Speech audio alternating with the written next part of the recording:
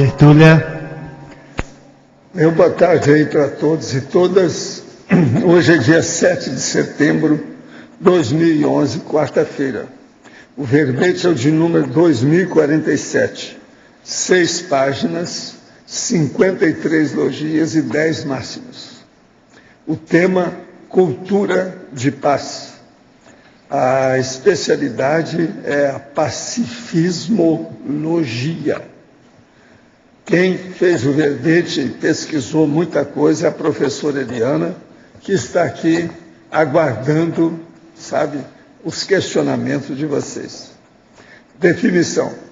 A cultura de paz é a expressão pessoal ou coletiva do conjunto de valores, atitudes, comportamentos, iniciativas, pensamentos, sentimentos e energias adotados pelas consciências lúcidas, comprometidas com a cosmoética, o pacifismo e o universalismo, pautando-se pelo respeito a toda forma de vida em evolução e a interconvivialidade fraterna perante a diversidade consciencial.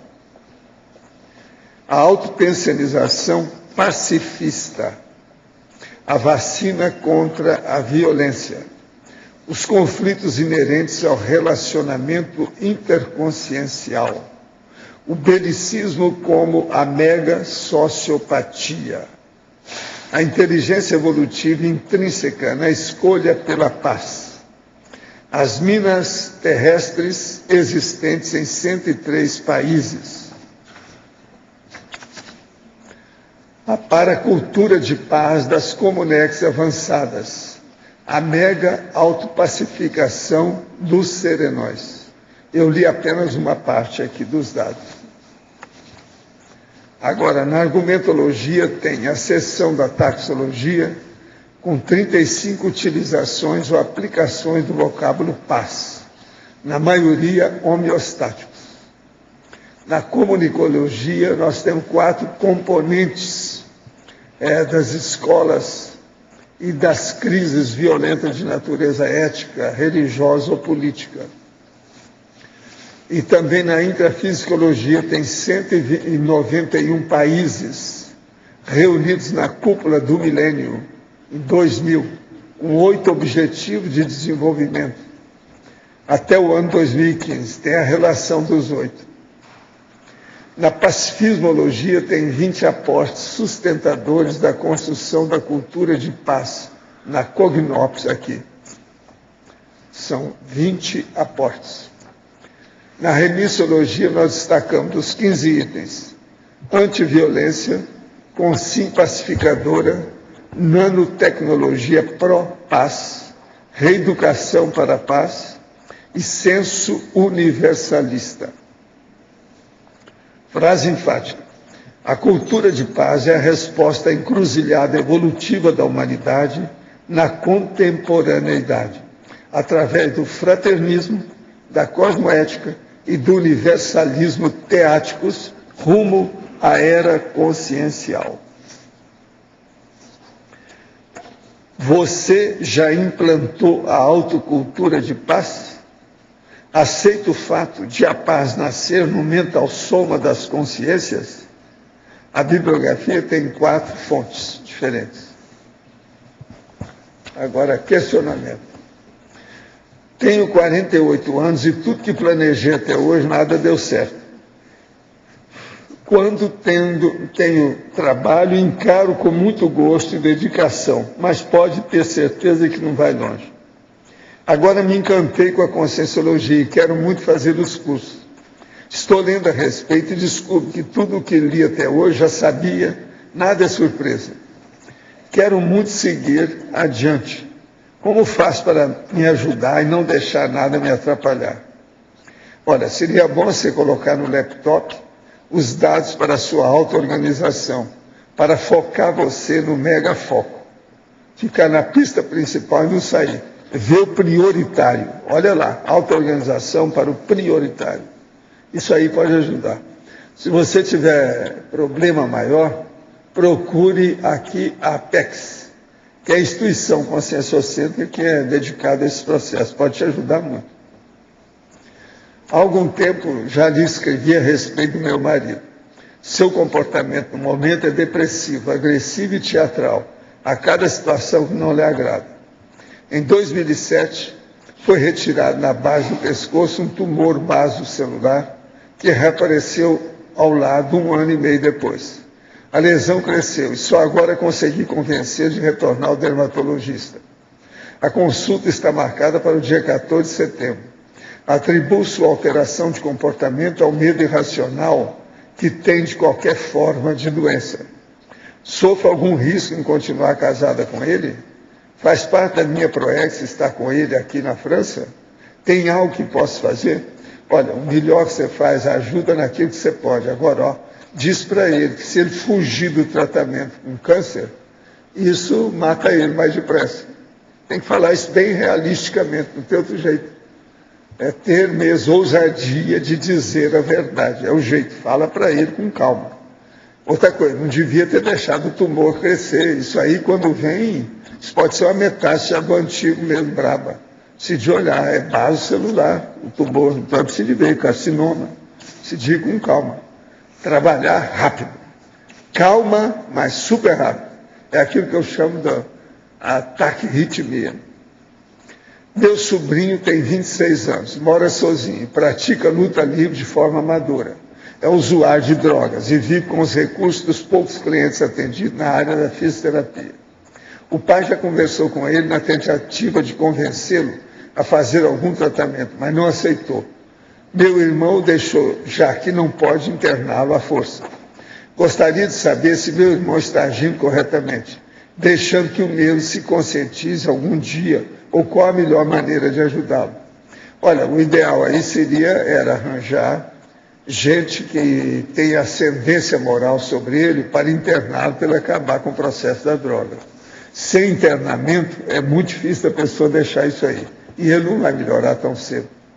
Mesmo atendendo fisioterapia, essa coisa toda. Isso não resolve. A revista Veja dessa semana traz uma reportagem com 10 motivos para se apoiar o voto distrital. O movimento conta com o apoio de empresários, estudantes, cientistas e políticos. Existe, inclusive, um abaixo-assinado que será enviado aos parlamentares propondo essa mudança do sistema eleitoral brasileiro. O que o senhor acha da ideia? Pode ser o caminho para a democracia pura? Olha, de qualquer maneira, é menos mal, porque isso aí combate até um certo ponto, em parte, o processo da corrupção. Então, nos males o menor, vale a pena pensar, né? Eu quero dizer para vocês que hoje, 7 de setembro, é o Dia de Ação em Saúde Consciencial. Há atividades gratuitas já confirmadas no campo da OIC. O campo da OIC, vocês sabem, é só atravessar aqui e até ali. Pode ir a pé, daqui até lá, tá certo? Agora, vale a pena ver. Hoje é dia 7. Tem atendimentos de diversas especialidades e palestras relacionadas à saúde consciencial. Atendimentos consciencioterápicos pontuais. Oficinas de bioenergetoterapia e grafoconsciencioterapia. Isso no dia de hoje. Agora, eu quero dizer para vocês que o processo do primeiro Fórum de Responsabilidade Planetária vai ser no dia 28 a 30 do mês que vem, mês de outubro. E eu espero que vocês participem desse evento, que é o primeiro que vai ser feito aqui de responsabilidade planetária. Tem muita gente importante que vai falar no assunto, são muitas as atividades adicionais, há muita gente participando, é muita gente que vai aparecer aí. De modo que é bom vocês se prepararem para esse evento, primeiro Fórum de Responsabilidade Planetária, 28 a 30 de outubro do mês que vem. Eu quero aqui endereçar aqui meus agradecimentos para o meu amigo lá de Valinhos. Eu recebi a carreta, muito obrigado. Carreta que eu falo é uma caixa desse tamanho, cheia de fruta. Dessa vez ele mandou, sabe, atemoia e umas, parece goiaba, desse tamanho, ainda não comi. É goiaba, mas desse tamanho e muito verde, escura. Eu não conheço, eu quero ver com calma. Agora, quero agradecer também A minha amiga que mandou a goji, eu não sei, alguém aí sabe o que é goji? Ah, você sabe que eu sei que mandou, né? Aí não vale. Pois é uma fruta, uma delícia, muito boa, pequenininha, eu já conhecia. Mas, ó, eu abri e comi na hora que eu recebi, tá? Comi tudo, devagar. Cada acidez, né? Porque fruta tem ácido. Mas é uma beleza, essa goja é considerada atualmente a fruta da energia. Ela é pequenininha. E outra coisa, essa aí é feita em Santa Mônica, nos Estados Unidos, quer dizer, está produzindo lá, né? Negócio sério. Pois é, da China, mas agora essa aí veio dos States. Pois é. Mas eles é que preparam as coisas e tal. Tenho rinite alérgica que começou há cerca de 4 anos. Já notei que em períodos de assédio a alergia fica mais agressiva e por vezes fica um dia de cama. Já notei também que consigo controlar razoavelmente a alergia com o EV, mas por vezes a crise é forte e não consigo movimentar as energias. Existe alguma relação da alergia, em especial a rinite, com o parapsiquismo? Não, essas coisas todas têm devido ao processo de energia, né? Energia tem relação com a alergia, mas alergia todo mundo tem. Depende de ver que tipo de alergia que a pessoa tem, mas todo mundo tem. Existe relação que indica assédio interconsciencial. Na TENEPS, quase sempre, 90%, após 5 a 10 minutos do início, na fase de acoplamento com o parador, dou umas 4 ou 5 espirradas, como se meu soma me alertasse de algo se aproximando de minha psicosfera. Tem algo que possa me esclarecer sobre o assunto? Não, é preciso ver onde é que você está fazendo a TENEPS. Se está sempre ocorrendo quando você vai começar, porque tem alguma coisa no ambiente, fisicamente falando. Olha lá e limpa tudo, abre janela, dá um jeito para entrar o sol. Isso pode ajudar. Agora, para a nossa professora, em Comunicologia, página 30, a técnica da comunicação não violenta, CNV, reeducação da fala e da escuta, proposta por Rosenberg. Na implantação da autocultura de paz, o desenvolvimento da capacidade auditiva, capacidade de observar, se tornam muito importantes. O que é mais importante na implantação da autocura de paz? O que é mais importante na implantação da autocura de paz? Acho que aí é um caminho longo, pessoal, né? Onde cada consciência vai, na sua autopesquisa, no seu processo de autoinvestigação, ver o que é que está faltando, né? O que gera autoconflitividade, autoconflituosidade, né? Quais são os conflitos pessoais, principalmente as nossas zonas de desconforto pessoais, que eu computo muito as nossas autoincoerências. Então, essa questão da comunicação não violenta é muito interessante, eu decidi colocar no VBEJ, porque ela é hoje um grande trabalho em nível mundial, que é utilizado para as propostas de cultura de paz, principalmente para questões de mediação. A justiça restaurativa utiliza esse processo, e é uma técnica aparentemente simples, que é você avaliar, perceber, né, ter uma crítica de como a sua comunicação pode ser violenta, né? Então, esses 4 itens que são colocados, eu destaco aí o terceiro, que talvez seja uma das questões mais sérias. Quando você recebe alguma comunicação para você, que você considera negativa, você pode avaliá-la de 4 formas. Você pode tomar como pessoal, né, aquilo ser mal interpretado por você, puxa, é uma agressão pessoal. Você pode culpar a outra pessoa, puxa, a pessoa está querendo me derrubar, está querendo, né, me prejudicar. Ou você pode fazer 2 outros movimentos bem importantes. Você pode avaliar que sentimentos, que necessidades, que valores aquela informação mobilizou em você. E o 4º movimento, importantíssimo, o que valores, que sentimentos, o que vem na mensagem daquela pessoa, que necessidade aquela pessoa está colocando para você, muitas vezes, através de uma crítica ou de uma comunicação que você considere violenta. Então, eu recomendo esse livro, é um livro simples, até tem epígrafe. Eu comentei com o pessoal de epígrafe, eles acabaram comprando Comunicação Não Violenta, Técnicas para Aprimorar Relacionamentos Pessoais e Profissionais. Tem na bibliografia do Verbete, né? Tem pela própria Chapcons também. E esse Marshall Rosenberg, um psicólogo judeu, que muito cedo descobriu a questão da violência, né? Nos Estados Unidos, ele, primeira vez que mudou de escola, mudou de cidade, foi para o colégio, quando descobriram que ele era judeu pelo sobrenome, já levou uma surra na saída da escola. Então, a partir dali, ele começou a estudar todo o processo do preconceito, da discriminação, da exclusão, e de como, né, a gente tem o processo da violência diluída, né, implícita, inclusive na nossa comunicação. Então, fechando a pergunta, acho que o teletertuliano tem que primeiro fazer a sua autoinvestigação, né, para ver os aspectos que ele precisa trabalhar para implantar aí a sua própria autocultura de paz, a sua autopacificação íntima. Eliane, seguindo, eu tive dúvida também nesse item. E daí a minha pergunta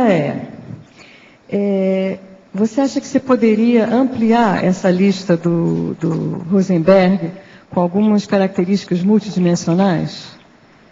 Sim, com certeza. Acho que no contexto do verbete, eu trouxe uma síntese. A gente pode começar por aí, né? Exato. Muito do que ele coloca, mas com a nossa vivência, o nosso conhecimento, com as informações do paradigma consciencial, a gente amplia enormemente a questão da comunicação, né? Interconsciencial. Da interassistência, né? Que você pode fazer, das consciências que você vai assistindo. A leitura das energias, né? Dos holopensênios, das entrelinhas, do grupo extrafísico, da sua bagagem, sua paragenética. Aí realmente a gente pode ampliar bastante e otimizar ainda mais essa técnica que ele propõe, que é muito interessante. Ampliar, né? Vale a pena conhecer. Uma outra sugestão que eu ia te dar é a questão da cultura de que a melhor defesa é o ataque, né? O fim dessa cultura. Isso também é um mito, porque né? Porque isso é um mito, ou como mito, enfim. A gente destruir isso, porque é a tal da preemptive war, né? Que os americanos adoram, não é isso? É aquela leniência, ou enfim, que a pessoa se justifica. Não, eu estou evitando uma guerra maior, né? Uhum. Essa justificativa, né? Falaciosa. E aí tem todo o nosso vocabulário bélico que eu cito, toda a nossa postura belicista, né? Então... a guerra preventiva. Que eles chamam preemptive. Eu tinha até pensado em, talvez, no estrangeirismo, a preemptive war, ou a guerra preventiva. Poderia entrar, né? Porque realmente eu acho que é a maior falácia que nos mantém, na sua frase enfática, né? É a tal da encruzilhada. Eu acho que enquanto a gente estiver com isso, a gente não sai da encruzilhada. Mas é essa questão que a gente vive uma cultura de guerra no planeta hoje. Sim. E cultura de guerra não é só conflitos armados, né? O conflito armado é a pontinha do iceberg. Cultura de guerra é isso. Aqui a Fernanda disse, olha, cita isso, tal, que eu acho importante. Cultura de guerra, gente, é nós termos gastado, em 2010, temos gasto, os gastos mundiais em armamentos, 1 trilhão e 630 bilhões de dólares em armamentos, professor Valdo. Isso são dados do CIPRI. É mais que isso. Eles não fazem toda a notificação. Isso que aquele Instituto de Estocolmo, de pesquisa sobre a paz, o CIPRI, tenta reunir informações e divulgar, porque, claro que nenhum país divulga isso, né? Porque existem os gastos ocultos, né? Indiretos. E aí, o relatório de monitoramento global da Unesco de Educação para Todos, que é um grande projeto, né, mundial, mostra que bastariam 6 dias de gastos militares, ou seja, parar de comprar armas por 6 dias para reunir os 16 bilhões de dólares suficientes para financiar todo o processo da educação básica no planeta que falta. Então, veja a incoerência disso, o absurdo, né? E isso é a cultura de guerra. Fora tantos outros exemplos que a gente pode fazendo uma análise assim dos presidentes americanos, eu vejo que eles sempre, quando estavam com a popularidade em queda, o que realmente unia todos os Estados Unidos é começar uma guerra, né? Eles sempre iam para a política externa e isso, por incrível que pareça, unia o país, né? Esse belicismo Quer dizer, todas as divisões que eles tinham internas eram esquecidas em prol desse belicismo. E eles usaram sistematicamente isso para serem reeleitos, para se manterem no poder. É verdade, é um exemplo assim muito clássico, né? De cultura de guerra é a cultura americana, né? É o paradigma, estilo de vida, enfim, os valores, né? Do povo americano, do governo americano. É judaico. Processo judaico. Somos 7 irmãos na família, 2 do mesmo pai e mãe, o resto é do segundo e terceiro casamento de meu pai. Ele sempre foi desleixado com a vida, desorganizado, só queria saber de bares e mulheres. Foi vereador, candidato a prefeito, a deputado, perdeu tudo que tínhamos devido a ter perdido a eleição. Se separou da minha mãe há 25 anos. Hoje estabilizou-se financeiramente graças às benesses, entre aspas, da politicagem lícita. Vai ser candidato a prefeito novamente, com grande chance de se eleger, devido às pesquisas recentes. Quando fala da conscienciologia, ele faz muitas perguntas. A esposa já fez o CIP, mas ele não consegue. O contrafluxo é muito forte. É um cara muito bom, não mede esforços para ajudar as pessoas, tem bom coração, é extremamente positivo. Positivo aqui já tem uma incoerência, né? Nunca fala mal de ninguém, nem reclama da vida, mas age igual a criança, não tem discernimento. Que posicionamento eu tomo? Como posso ajudá-lo vendo-o assim enroscar cada vez mais em interprisões? Já coloquei na Teleps. Olha, da minha parte também eu vou colocar o nome dele na Teleps aí para você. Vamos dar um jeito. Vamos julgar energia, né, para você ajuda. Aí é aquele negócio, a pessoa que escreve para mim, para a Teleps, para evitar que o cara seja eleito. A parente dela é justamente um caso desse. Às vezes, evitando que ele seja prefeito, diminui os crimes que ele pode cometer, as ilicitudes, entende? Então, eles pedem para a pessoa não ser eleita. Mandam pedido para mim, para a Teleps.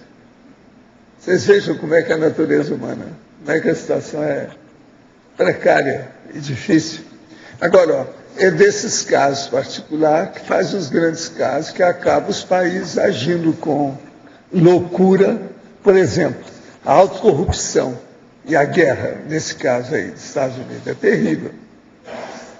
A autocorrupção lá, quando o negócio é grande, são bilhões. Agora, tudo tem Pentágono no meio. E os judeus, o panjudaísmo por trás, que eles é que são. É o princípio de Italião. É a base, né? Tem que brigar. Eu acho que os tertulianos, enfim, os tertulianos, devem estar assistindo, acompanhando, isso também, a programação da Globo News essa semana, em função do 11 de setembro. Tem alguns programas do Dossiê Globo News, que o jornalista Geneton Moraes Neto fez entrevistas muito interessantes, imperdíveis, sobre todo esse processo, que mostra exatamente como é que a política americana, né, age em relação a esse processo de conflitos armados. Vale a pena, sim, realmente acompanhar os programas. O pior da história é que agora estão gastando tanto dinheiro lá, no Afeganistão, no Iraque, que o negócio está começando a estourar em casa. Quer dizer, o dinheiro é uma coisa infinita, acaba criando problema. E o Obama é muito fraco, né? Ele é fraquinho.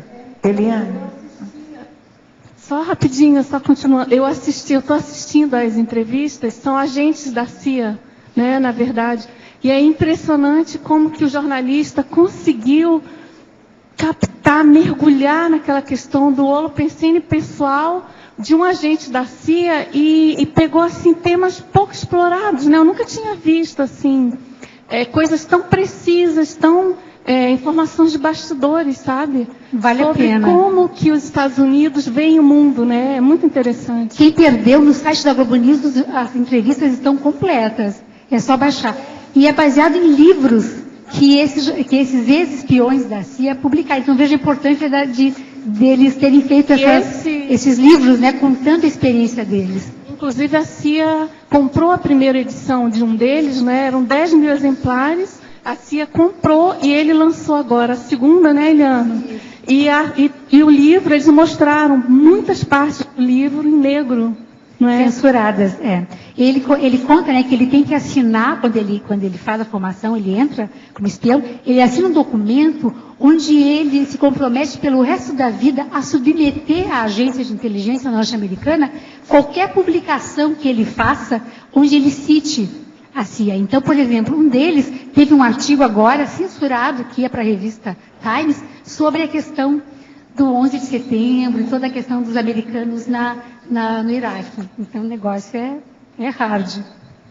A aplicação do arco voltaico em uma criança de 2 anos de idade, com hipótese diagnóstica de autismo infantil, poderia ajudá-la a se desenvolver melhor? Quais seriam os efeitos? Alguma contraindicação? Não. Você pode colocar. A energia só vai melhorar se tiver algum bloqueio. E outra coisa, em 2 anos ela funciona melhor, ela reage melhor. Então não está tão intoxicada. Quais são as principais vertentes para se chegar teaticamente à cultura de paz? Olha, a cultura de paz, se você olhar a definição com calma, você vai ver que ela é um processo, primeiro começa na mente dos homens. Por isso, na questionologia, eu faço ali, né, um parafraseamento daquela frase: a paz nasce na mente dos homens, a paz nasce no mental soma das consciências, né? Então, primeiro, começa aí. Mas, o que é uma cultura?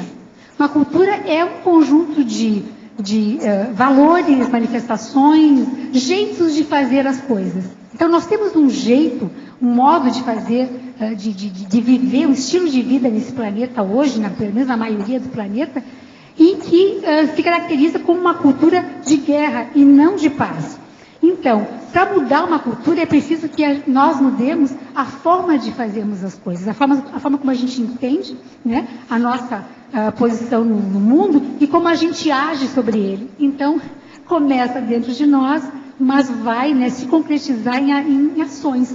Quando a gente tiver os 50% mais um, aí o centésimo macaco, a gente muda uma cultura. Uma cultura nos molda, mas nós podemos remoldar uma cultura também. Penso que é por aí o começo. Em Sindromologia, página 28, poderia relacionar a síndrome de autovitimização e a dupla contraposta? Não entendi a segunda parte da pergunta. É a síndrome de autovitimização e a dupla contraposta. A síndrome da abstinência baratrosférica? Está na síndrome, página 28. Ok. Bom, a síndrome da autovitimização, né?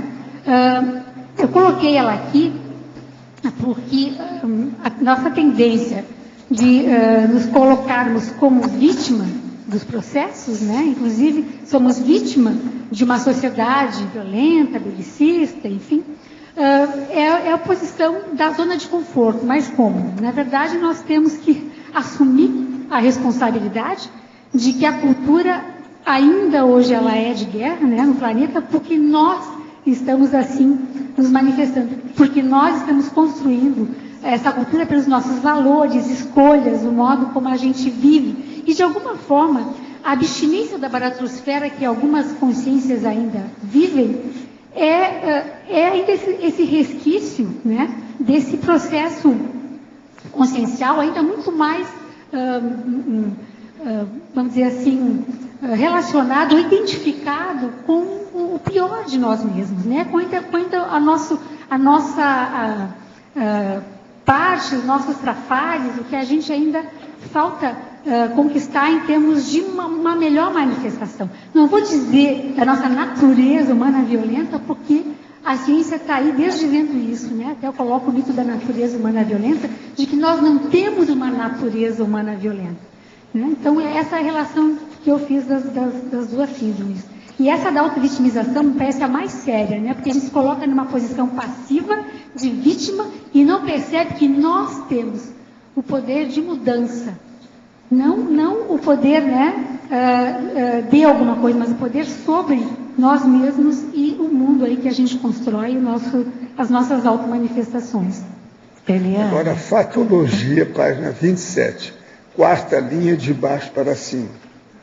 Por que você colocou a notificação da violência ao invés de a notificação compulsória da violência? Inclusive, esse é um dos grandes desafios da saúde pública, já que os profissionais de saúde têm resistência em função de crenças e valores e dificuldade de pôr em prática tal orientação do Ministério da Saúde. Acho que seria importante frisar essa questão, já que em casos de suspeita ou confirmação de violência contra crianças e adolescentes, violência contra a mulher e maus tratos contra a pessoa idosa, a notificação é compulsória. Ela está falando é a notificação compulsória da violência. Está perfeito a Interpoliana. Eu trabalhei em saúde pública e na área de prevenção à violência. E realmente a notificação ela é compulsória, está correto, poderia ser incluída aqui no verbete. E hoje nós avançamos aqui no país, e hoje toda violência contra qualquer pessoa de qualquer idade, em qualquer circunstância, qualquer suspeita de violência, ela tem que ser notificada, obrigatoriamente, por qualquer profissional de saúde, de educação, da assistência social, da segurança pública, e até por qualquer cidadão aí responsável. Então, ela tem toda a razão, ela já é compulsória. Nós não temos mais escolha, quando trabalhamos principalmente na saúde e na educação, e na área social, de briga de marido e mulher, não se mete a colher, se o vizinho lá bate no filho. Não, nós temos o compromisso profissional, legal, podemos ser até legalmente responsabilizados por isso, e também o compromisso aí cosmoético, consciencial, de estar tentando quebrar, né, esse processo da violência. Eu concordo plenamente, obrigada pela sua contribuição. Eliane, aqui no A, em cima, sim, na questionologia, página 31, a sua primeira pergunta. Você poderia falar um pouco dessa autocultura, quer dizer, definir alguns critérios para essa autocultura, também definir o que é a autocultura da paz. Autocultura. Quer dizer, em si, você está dentro de você eliminando o guerrilheiro, não é isso? Você pode falar um pouco? Aqui eu posso falar do meu caso. Eu acho que cada pessoa vai pensar, né, vai refletir como é que é a sua autocultura de paz. Ou seja, Tânia, o quanto nós ainda temos de traços belicistas, ainda a nossa comunicação ainda é violenta, a nossa crítica ainda é ácida. Você vai falar um pouco mais dessa comunicação violenta? Eu falei, Tânia, já, podemos retomar, né? Ela está aqui na comunicologia. Eu te chamo a atenção, se você quer aprofundar isso, vale bem a pena conhecer este livro, Comunicação Não Violenta, que está na bibliografia, né? E ela é hoje uma técnica utilizada e recomendada pela ONU, pelos grandes movimentos internacionais de mediação de conflitos, tanto dentro de escolas, de comunidades. A justiça restaurativa hoje usa esse processo, mas quando eu li esse livro, para mim foi um processo de reeducação pessoal, e aí eu me dei conta, Tânia, né, como eu preciso implantar a minha autocultura de paz. Porque eu me avaliei com uma comunicação ainda bastante violenta, ou seja, agressiva, a agressividade não sadia, porque tem agressividade sadia também. Então, a forma como eu recebo a comunicação de outras pessoas, às vezes a heterocrítica, como eu encaro de uma forma pessoal, culpo a pessoa, não assumo a minha responsabilidade sobre o processo. Também não identifico que muitas vezes numa comunicação que parece mais agressiva para mim, negativa, há implícita uma necessidade, um pedido da outra pessoa, talvez de alguma coisa que eu não esteja compreendendo, não esteja sendo empático, acolhedor o suficiente para perceber o que vem nessa comunicação. Isso acontece muito dentro de casa, nas nossas duplas, com relação aos filhos, aos colegas de trabalho, de voluntariado. Muitas vezes o que parece ser uma agressão a você, uma crítica mais ácida, está implícito um pedido de ajuda, de escuta mais ampla, de reconhecimento. Você entende, Tânia? Então, esses 4 itens, muito sinteticamente, tenta colocar como é que a gente pode parar e começar a refletir de que forma a gente tem se relacionado interconsciencialmente. E a Mi sugeriu muito bem que nós podemos, nessa técnica, né, da comunicação não violenta, ampliar ela imensamente com o paradigma consciencial, com todo o processo multidimensional, holossomático, energético, né, enfim, mais ou menos por aí. E essa autocultura de paz, Tânia, não tem saída. Eu não tenho aqui uma receita, uma fórmula pronta como chegar nisso. A gente vai ter que construir, porque o fora mostra o que está dentro. Então, nós temos uma cultura de guerra ainda no planeta, porque nós, consciências aqui, né, ressomadas e também consciências aí ainda conscientes, ainda temos ainda muita manifestação bélica, violenta, não fraterna, não solidária, enfim. Na sua mais ou menos por aí. Na sua fala, você colocou bastante critérios, né? Você foi contando o seu exemplo e foi definindo os critérios, conforme eu tinha solicitado. Agora, eu queria dar uma sugestão para a taxologia, o que você acha? Uma escola da paz, ela tem na Costa Rica, eu acho que é a universidade lá. Universidade da Paz, na Costa Rica. Isso, exatamente. E também no Japão. Japão não tenho certeza. Na Costa Rica eu tenho certeza, e lá funcionou. Lá não tem exército, lá não tem. A Costa Rica é totalmente antibélica, ela não tem exército. Na Costa Rica foi a primeira que a ONU implantou, hoje existe em vários países do mundo, né? Nós temos uma aqui, a Unipaz, com sede em Brasília, enfim, que é um pouco diferente aí da. Mas é uma sugestão, ONG, interessante. A Unipaz é uma ONG, né? Do Biratã. Não, a Unipaz é uma ONG. Isso aí. Professor Pierre Vaio, né, que começou a puxar esse processo aqui no Brasil. Obrigada.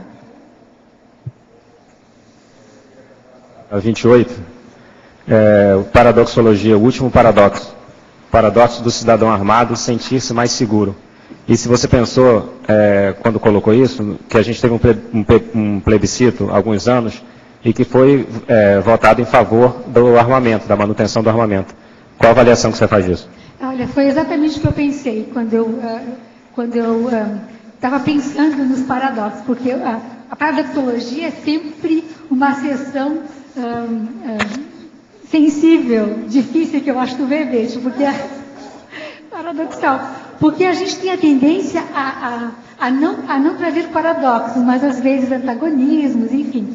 Então, foi exatamente essa ideia que você trouxe que eu pensei, puxa vida, que paradoxo, né? As pessoas acharem que a arma, né, traz segurança, elas se sentem mais seguras, mais tranquilas, tendo uma arma em casa, ou tendo um policial armado próximo, enfim.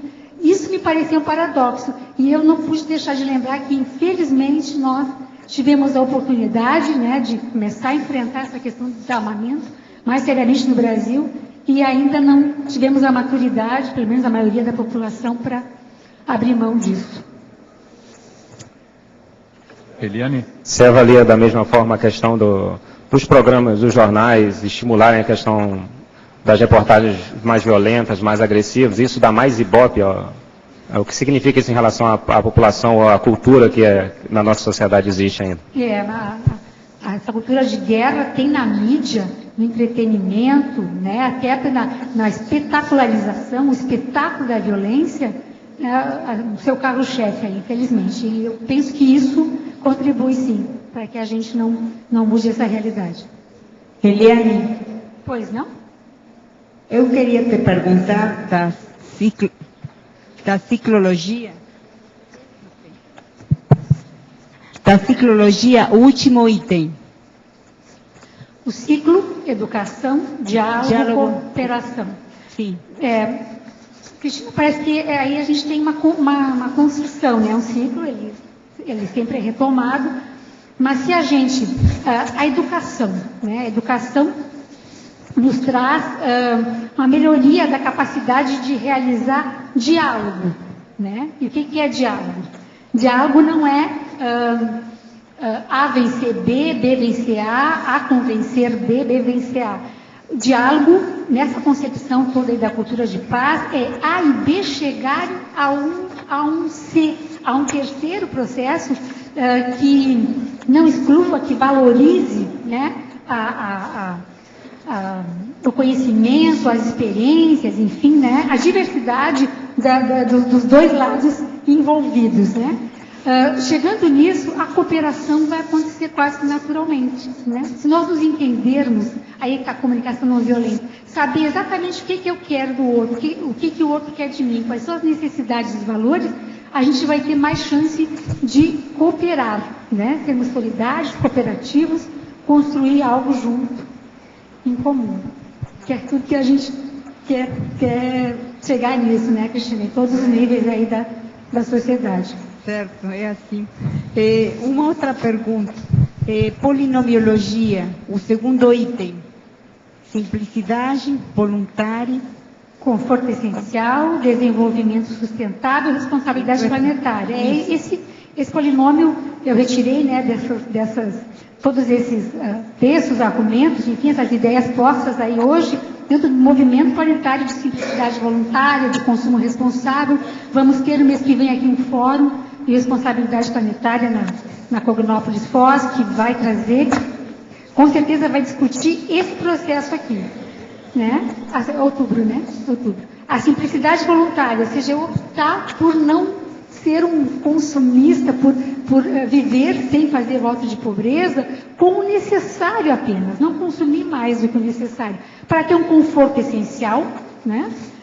Isso vai ajudar que o planeta aí, né, se mantenha, se sustente, e isso tem tudo a ver com a responsabilidade planetária. Hoje a gente sabe, isso aí está posto em muitos locais, que para que todos pudessem ter o nível de consumo, por exemplo, que os norte-americanos têm hoje, seriam necessários 20 planetas Terra, em termos de recursos, para que todos, hoje quase 7, né, bilhões de habitantes do planeta, pudessem ter aquele nível que eles consideram de conforto essencial. Então, gente, é impossível. 25% da população mundial consome 75% dos recursos naturais. Está errado. E isso aí a gente tem que reverter essa máquina destrutiva aí que vai consumir o planeta. E a nós mesmos. Na fatologia, página 26, sétima linha, sobre a diferença entre agressividade e violência. Quais as nuances? Ok, essa aqui é uma questão às vezes controversa. Aqui eu me refiro à agressividade sadia. A agressividade, ela faz parte, ela é um componente da vida. A natureza tem aspectos agressivos e não violentos. Por exemplo, um debate mais acalorado pode ter algum aspecto de agressividade, até sadia, mas não propriamente violento. Outro exemplo bem básico, um jogo de vôlei. Ele tem uma certa agressividade, mas não é propriamente um jogo violento, assim, uma violência explícita, como é uma luta de boxe, alguma coisa assim. Agora, a violência é o processo, é o uso de força, de coação, a agressão moral, física. É quando são usurpados os direitos, né, básicos das pessoas. A justiça não conta mais, os processos legais, éticos. Então, a violência, ela é intencional, ela é perpetrada de forma intencional com um objetivo. A agressividade, essa sadia, ela perpassa ainda a nossa condição de bicho, né? A nossa natureza humana aqui de consciência intrafísica. Eu vejo essa a diferença. Na ciclologia, página 27. O ciclo conflito, mediação, conciliação. E o ciclo educação, diálogo, cooperação. Na sua experiência pessoal, quais são as ferramentas eficazes, essenciais, para se chegar à pacificação íntima, além do domínio energético? Bom, aqui a gente já falou há pouco do ciclo educação, diálogo, cooperação, e com certeza ele já havia mandado a pergunta. Então, vamos falar do ciclo negociação, pacificação. Do que se lê, né, sobre os grandes processos de pacificação, de negociações aí, né, internacionais, dos mediadores internacionais da ONU, enfim, todo o processo da busca pela paz tem que passar pela negociação, né? Pelo diálogo e pela negociação, que aí vai também agregar consigo a educação, o diálogo e a cooperação. A questão dessa pacificação íntima também eu tenho já, aqui ao longo da apresentação do verbete, falado, né? Tenho dado algumas respostas. O que a gente pode contribuir mais, que não se tenha falado? A gente primeiro tem que fazer autoparceria e autocooperação, né? Às vezes a gente é o maior inimigo, né? O maior perpetrador de autoviolência contra si próprio. Então, quem sabe começar por aí, fazer uma parceria firme, assim, ser solidário consigo mesmo e trabalhar no que precisa, né? Vamos aí enfrentar as autocoerências, as autocorrupções. E acho que o caminho para a autopacificação tem que começar por aí. Energia, na visão da conscienciologia, significa o mesmo que acelerou Jung em sua obra Energia Psíquica. Olha, é bom você ver na enciclopédia da conscienciologia o que quer dizer energia consciencial e energia imanente. Agora, de que modo a conscienciologia lida com a questão da entropia, presente, passado e futuro, e o inconsciente coletivo? É bom você também ver o que é que nós falamos sobre paragenética. Não tem muita relação uma coisa com outra, não. É diferente. É bom estudar mais.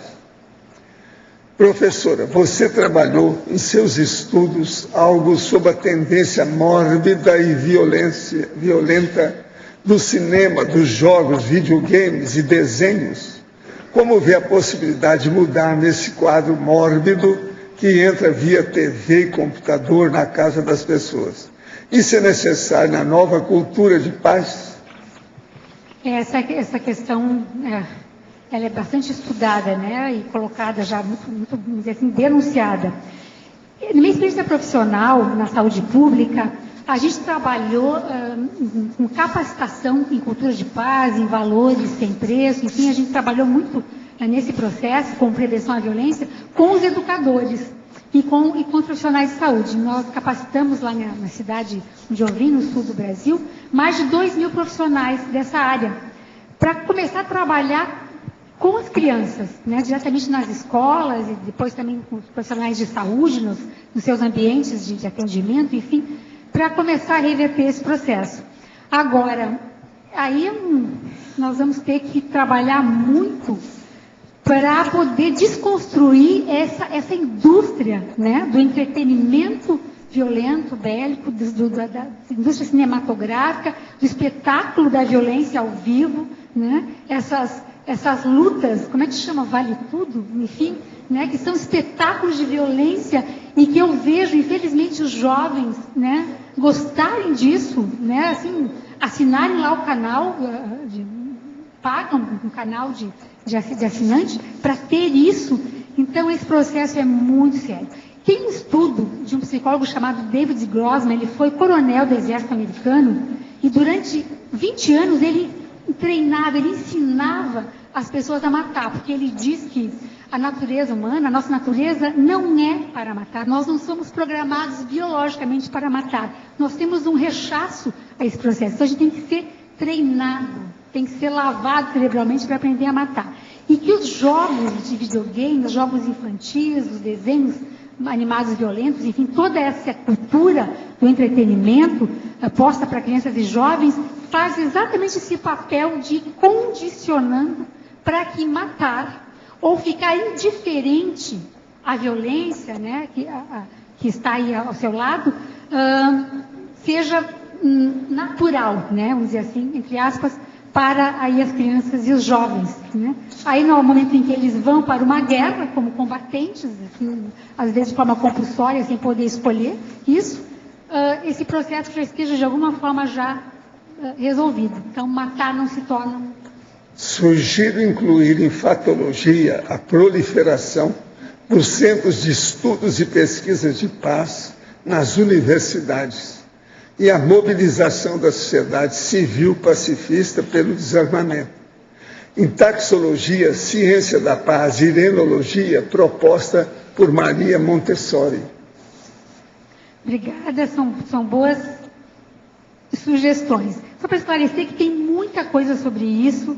Eu estudo isso na minha vivência profissional, trabalhei com prevenção à violência, cultura de paz, educação para a paz, né, durante vários anos, e não dava para colocar tudo no verbete, né? O verbete é uma síntese, então a gente cita algumas coisas, mas isso aqui realmente... Eu escrevi um livro a respeito, tem 1.584 páginas. O Tratado Homo Sapiens, Pacíficos... E não escrevi tudo. Com certeza, professor. Então, o verbete tem essa característica de ser uma síntese da síntese, né? Então, mas obrigada pelas sugestões. Tenho 48 anos, sou psicólogo organizacional e trabalho em Brasília. Em 2000, quando conheci a Conscienciologia, tive uma projeção na qual o professor Valdo me apresentava um projeto sobre a água e dizia que deveria trabalhar nele. Em 2006, no último dia do curso CPC em São Paulo, tive novamente uma projeção com os mesmos detalhes. Não encontro em minha vida intrafísica nada a respeito, a nenhum meio que me demonstre algum aporte para essa área. Seria possível essas projeções terem sido patrocinadas por assediadores só para me afastar da minha proex? Olha, atualmente estão muito preocupados com a água. Inclusive a Itaipu está trabalhando muito sobre o processo de água. Isso aí é importante. Tem muita coisa que a pessoa pode trabalhar nisso. Outra aqui. Queria pedir sua ajuda. Meu casamento está muito difícil. Eu e meu marido não conseguimos mais nem falar um com o outro. Ele viajou hoje para sair um pouco de casa.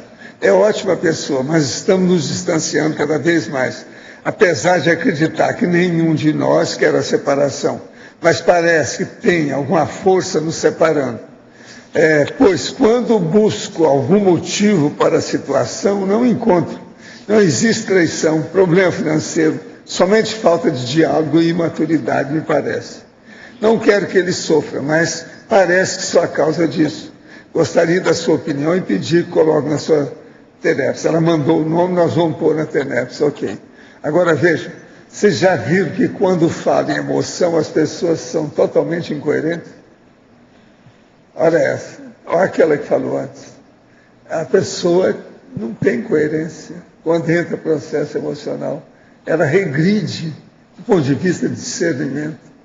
Entende? Essa aqui é a segunda de hoje. Totalmente incoerente, não dá. A pessoa tem que entender. Então, se fosse só isso aqui, já teria resolvido. Abre mão. O caso é esse. Abriu 5 dedos assim, ó. Não é o dedo leve que fecha, não, é o que abre. Ceder, concessão, falta concessão. Agora veja, quantos anos que eles não devem estar juntos aí? E às vezes por causa de uma bobagem. E outra coisa, chega num certo ponto, se as palavras são muito fortes, os adjetivos são muito carregados, fica impossível viver junto. Tem que abrir o olho. Quando começa assim, é um perigo. Tem que abrir o olho. Pode falar, você queria falar alguma coisa para a nossa professora, por favor? Eliane, na questão aqui da politicologia, de repente, não sei se aqui, mas poderia se pensar na ideia do Ministério da Paz, não sei se chegou a falar nisso, porque é muito comum nos governos todo o Ministério da Guerra, né? Tem o Ministro da Guerra e tudo. Por que não defesa, e antigamente também falava da guerra. Então, por que não o Ministério da Paz, com esse foco, né, com esse objetivo mesmo para valer? Interessante, eu acho que nós precisaríamos mesmo, né? E outra... Tem ministério aí que a gente não entende muito bem, por que não o Ministério da Paz? E a pergunta também é a seguinte, na masculinologia e na feminologia, você colocou aqui alguns exemplos de nobelistas. Isso. Você teve algum critério... Porque são vários outros, né? Por que você selecionou esses especificamente? Ok. Até foi a pergunta que o Fernando me fez ontem. E foi um critério pessoal. Assim, a lista de nobelistas é muito grande.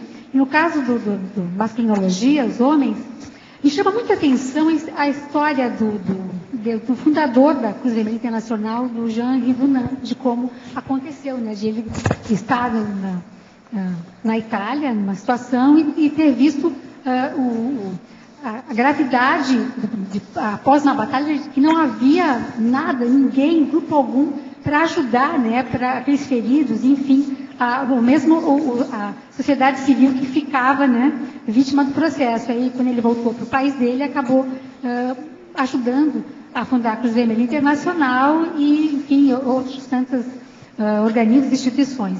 Foi essa a escolha. E no caso do finlandês, do Martti Ahtisaari, não sei nem se essa pronúncia é correta, eu escolhi porque me chamou muita atenção.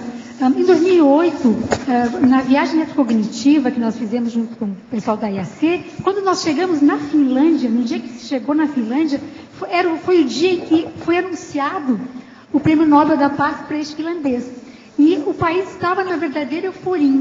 Tinha uma energia muito diferente. Assim, lá só tem 5 milhões de habitantes. Qualquer coisa é uma festa. É uma festa.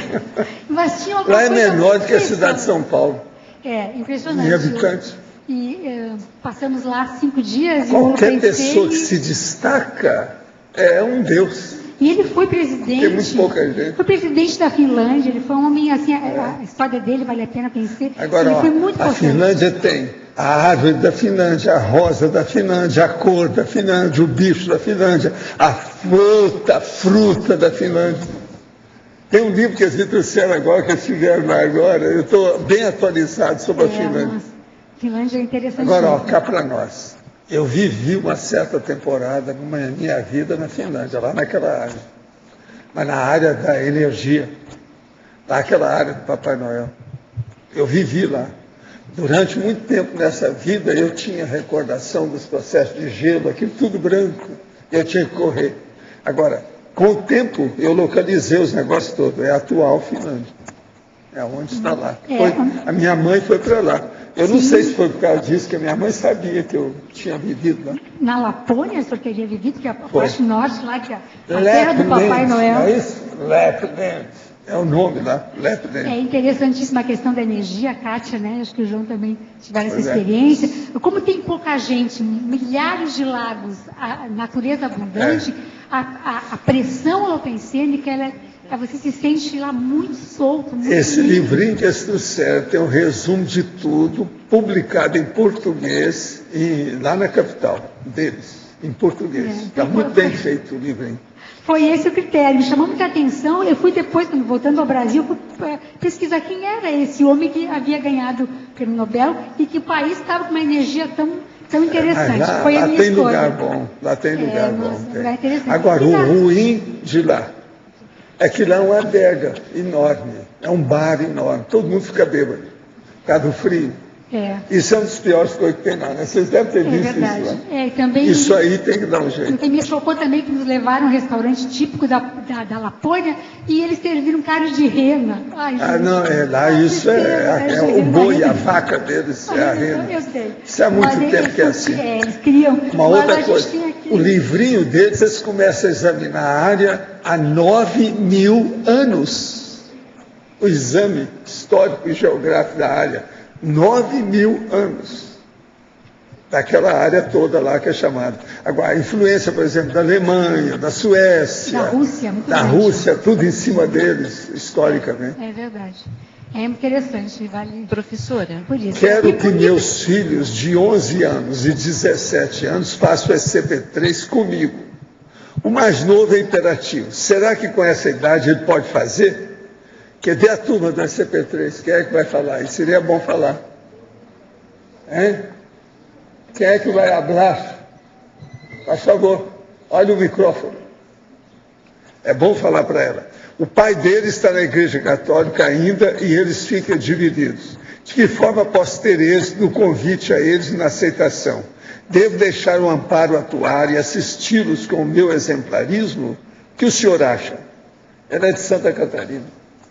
Tem até uma pessoa de Santa Catarina que a gente está acompanhando, não sei se é a mesma pessoa. Essa aqui é a Petra. É isso mesmo. Então tá. A orientação que a gente deu foi que o menino precisa querer fazer o curso, né? Ele precisa querer, então ela precisa conversar com ele e ver se ele tem interesse de fazer o curso e não impor o curso para ele, né? Porque a mãe ou o pai, eles querem levar o filho, mas contra a vontade do filho. Né? Muito bom. Então, se ele quiser, né, seria bom participar. 11 anos já é gente. Presta atenção. Para verbetógrafo, alguns conscienciólogos defendem que a homossexualidade é doença. Essa postura não contribui para o preconceito e a violência contra gays e lésbicas. Há relatos descritos na internet de gays que sofreram e sofrem preconceito em instituições conscienciocêntricas. Eu nunca vi isso, não. A gente fala a verdade só. Qual a sua opinião a respeito? É para você. Eu, professor Waldo, eu também nunca vi isso acontecer. Nós temos homossexuais aqui conosco. O que há? Isso desmente toda essa besteira. O nosso posicionamento é a antifisiologia. Esse aqui é o erro. Isso aí é erro. Isso aí não tem jeito de tapar o sol com a peneira, não tem jeito. Gente, presta atenção. Você andar com o sapato nas mãos e a luva nos pés, vocês acham que é certo? Você acha que é certo fumar pelo nariz? Homossexualidade é isso. É mudar a fisiologia, a função do órgão, do sistema do corpo. Já pensou? Como é que faz? E essa é a minha opinião. Outra coisa, você já pensou, em vez de você, por exemplo, amassar alguma coisa com a mão, você amassar com a cabeça? Tem gente que faz isso, é antifisiológico. Tem aqueles caras, os italianos, que derrubam a porta de aço com a testa. Você já viu isso? Mas isso tem até no cinema. Isso é antifisiologia. Outra coisa que é antifisiologia, uma mulher que luta boxe, com a peitaria toda que ela tem. Isso é antifisiologia, a mesma coisa. É boxe, homossexualidade, os testões da Itália, tudo é antifisiologia. Está indo contra a fisiologia humana. Isso aí não tem jeito de defender. É isso que nós falamos claramente, abrimos o jogo. Então, homossexual está mesmo no nível dos testões, do boxe e outras coisas mais. Essa é a colocação. Só que você veja que eu coloquei a homofobia, né, chamando a atenção na fobiologia. Isso não justifica qualquer violência ou qualquer processo aos homossexuais. E outra coisa, os processos homossexuais, eles não falam no tanto de homossexuais que matam outros. Com facada, com navalhada, eles não põem isso. Eles só põem os héteros que matam os outros. Eles estão certos nessa questão de abrir o olho disso, mas precisava de falar a verdade. Que os michês se matam uns aos outros aí todo dia. Eu já escrevi sobre isso, tem até nome das coisas. A gente assiste aos Isso tem estatística desse assunto, mas eles não tocam nesse assunto. Toda semana há uma notícia assim. Pois né?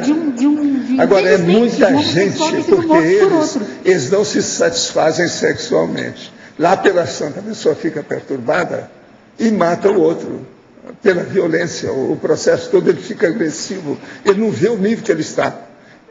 Quase sempre assédio. É aquilo que eles falam, ele estava fora de si. Quer dizer, então, tinha uma consciência com ele, ele está possuído. Por isso que a pessoa mata uns aos outros. Agora, é só examinar o que é Michê, de modo geral. E o que eles morrem e o que eles matam. Isso é incrível, os casos que tem. Agora, eles calam a respeito disso entre eles. E falam só dos outros. Precisava de explicar isso tudo claramente. Isso também não é explicado. Eliana? O senhor sugere que os países do primeiro mundo se desfaçam de suas forças armadas? Caso sim, de que modo se defender de países hostis? Comunistas ou fundamentalistas religiosos? Olha, a primeira coisa que eu acho, seria bom você ler um livro que eu escrevi, que chama Homo Sapiens Pacíficos. Depois a gente conversa. Agora, são 1.584 páginas para você, está lá. Como dosar atares, contudo não simpática, com a comunicação verbal não sendo agressivo? E qual é a relação com a impactoterapia? Nos dê um banho de loja, pois a falta dessa dosagem acontece comigo. E percebo que é muito presente na convivialidade conscienciológica. Olha, o problema todo é o seguinte, você acha que essas verdades que eu estou falando aqui, eu estou sendo agressivo? Isso é o estrionismo de você falar, isso não é agressividade. Agressividade seria se eu fosse xingar todo mundo e acabar com o negócio, mostrar violência, cara feia. Eu não. Eu levo tudo com bom humor. Agora, veja, existe um negócio, que eu escrevi até um verbete agora, recente, sobre isso, que é um processo que vem da época do Platão, sobre o problema da pessoa falar aquilo que é verdade com explicitação. Era ter a ousadia, a coragem de expor a realidade. Nós aqui usamos isso. Esse verbete, qualquer hora, eu vou trazer aqui com o nome técnico, lá da época do Platão, que até hoje eles discutem. O Michel Foucault escreveu até um livro, não escreveu, eles copiaram as lições das aulas dele e colocaram no livro que fala sobre esse processo. Agora veja, isso aí é o caminho da impacto-terapia, é a base de tudo. Essa condição de ter coragem, de se expor, é que dá a consciência cobaia, que é uma série de condições dessas. É o jeito da pessoa evoluir. Isso não quer dizer agressividade, é uma comunicação verbal da realidade. Agora veja, nesse princípio existe um estudo sério que a gente tem que levar em consideração, que é o seguinte: se a pessoa não estuda a si mesma, ela não consegue ajudar os outros. Por quê? Ela não vai entender a natureza humana. Então, em primeiro lugar, a gente tem que estudar. A conscienciologia, antes de mais nada, é o estudo da própria consciência, para ela poder fazer a interassistencialidade, assistir a outrem, assistir o outro. Esse é o caminho. Então, não adianta também a pessoa falar muita verdade se ela não conhecer a realidade dela. Em primeiro lugar, tem que ver como é o micro-universo consciencial dela, para depois ver. De modo que isso aqui seria bom a pessoa ler um pouco mais o que é que nós falamos, do ponto de vista da comunicação e a explicitação da verpom, ou seja, da verdade relativa de ponto. Igual para você, qual a opinião da verbetógrafa quanto ao processo de pacificação das favelas do Rio de Janeiro através da unidade polícia pacificadora? Pacificação através da força? Ele está perguntando aqui. É aquilo que eu cito lá na taxologia de paz armada, né? Essa questão é controversa. Na situação que estava posta lá, parece que não teve outra saída naquele momento. Essa intervenção, né, militar das UPPs para manter, né, um estado mínimo para que as pessoas pudessem circular lá dentro. Mas não é o melhor, não é o ideal, e a gente pode caminhar no sentido para não ter que usar este recurso. Acho que a situação do Rio é tão complexa, né, que já virou lá um estado de guerra permanente. O problema é que lá já tem constituído um segundo governo, o Estado lateral. Então eles tinham que tomar uma providência nisso já há muito tempo. Eu acho que esse processo de pacificação chegou atrasado. Mal necessário. Eu, quando estava no Rio, um dos motivos que eu deixei o Rio, quase não parava lá, por causa disso. Eu morava em Ipanema. Olha lá, essa semana mesmo teve gente atacada lá em Ipanema. Intelectual, aquele povo todo na rua, tudo de qualquer maneira. O Rio se transformou numa praça de guerra. Agora, isso começou na época do Brizola, e veio piorando. Eu tive empresa lá na área e sei como é que é. Lá pelas tantas eu fechei tudo da minha parte. Não quis mais trabalhar porque não dava mais. A corrupção e a violência tinha tomado conta de tudo. Agora, o Brizola, o que ele fez? Ele saía e ia para um lugar lá depois da prainha, ou ia para o Uruguai, lá nas instâncias que ele tinha, e deixava o povo entrar no palácio do governador. Então, foi quando o povo começou a descer da favela para dominar o Rio de Janeiro. O negócio foi simbólico, mas foi prático. Isso tudo aconteceu.